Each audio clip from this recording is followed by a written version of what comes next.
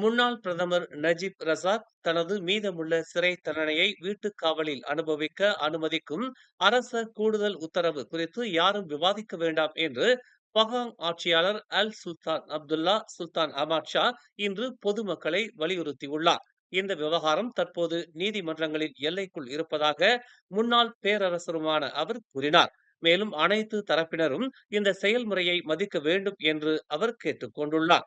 சம்பந்தப்பட்ட கூடுதல் உத்தரவுக்கான ஆணையானது பொறுப்பான மற்றும் நம்பகமான நபர்களின் கைகளில் உள்ளது என்றும், எனவே அனைத்து தரப்பினரும் நிறுவப்பட்ட சட்டங்கள் மற்றும் செயல்முறைகளை மதிக்க வேண்டும் என்றும் அவர் குறிப்பிட்டுள்ளார். குழப்பம் அல்லது தேவையற்ற விவாதங்களை உருவாக்குவதை தவிர்க்க வேண்டும் என்றும், எழும் அனைத்து பிரச்சனைகளையும் தீர்ப்பதில் நேர்மை, நம்பிக்கை, பரஸ்பர மரியாதை மற்றும் வெளிப்படைத்தன்மை ஆகியவற்றின் மதிப்புகளை அனைவரும் நிலைநிறுத்த வேண்டும் என்றும் தாம் கேட்டுக்கொள்வதாக அவர் ஒரு அறிக்கையில் தெரிவித்துள்ளார். சபாவில் உள்ள ஒரு ஹெயிலிங் ஓட்டுநர் 4 சிறுமிகளை கடத்தியதாக கொத்தகினபாலு அமர்வு நீதிமன்றத்தில் குற்றம் சாட்டப்பட்டுள்ளது. 40 வயதான ஓங் ஐ என் என்பவர் மீது 2 தனித்தனி நீதிமன்றங்களில் குற்றம் சாட்டப்பட்டது. 13 முதல் 16 வயதுடைய 4 சிறுமிகளை பாலியல் துஷ்பிரயோகம் செய்யும் நோக்கத்தில் கொத்தகினபாலுவில் மார்ச் 2023, டிசம்பர் 2024 மற்றும் இவ்வாண்டு ஜனவரியில் கடத்தியதாக ஓங் மீது குற்றம் சாட்டப்பட்டது. இதனை அடுத்து வழக்கு முடியும் வரை ஓங்கை காவலில் வைத்திருக்க உத்தரவிடப்பட்டுள்ளது. சுங்கை திரங்கானு கழிமுகத்தில் கப்பலை சுத்தம் செய்யும் போது தவறி விழுந்ததாக கூறப்படும் கப்பல் பணியாளர் ஒருவரின் உடல் நேற்று இரவு கிறிஸ்டல் மசூதி அருகே மிதந்த நிலையில் கண்டுபிடிக்கப்பட்டது. 35 வயதான அகமது நசாருடின் முகமது எனும் அந்த நபர் நேற்று இரவு 9:34 மணியளவில் உணவக ஊழியர்களால் கண்டுபிடிக்கப்பட்டதாக கொலத்திரங்கானு காவல்துறை தலைவர் அஸ்லி முகமது நூர் கூறினார். அவர் கடலில் விழுந்த இடத்திலிருந்து சுமார் 1 கிலோமீட்டர் தொலைவில் கண்டுபிடிக்கப்பட்டார். 2 நாட்களுக்கு முன்பு வைரலான ஒரு சம்பவத்தில் நாயை மீண்டும் மீண்டும் அடித்ததற்காக ஒரு வெளிநாட்டு நபரை போலீசார் கைது செய்தனர். இன்ஸ்டாகிராம் பயனர் ஒருவர் பதிவேற்றிய ஒரு வீடியோவை சமூக ஊடகங்களில் போலீசார் பார்த்ததாக பெர்னாமா தெரிவித்துள்ளது. இது தொடர்பாக 33 வயது நபர் ஒருவர் புகார் அளித்த நிலையில் முதற்கட்ட விசாரணையில் இந்த சம்பவம் கடந்த திங்கட்கிழமை பிற்பகல் 1:09 மணியளவில் ஜொகூர் செனாயில் உள்ள ஒரு வணிக பகுதியில் நிகழ்ந்ததாக தெரிய வந்துள்ளது என்று கூலாய் காவல்துறை தலைவர் தான் செங் லீ கூறினார்.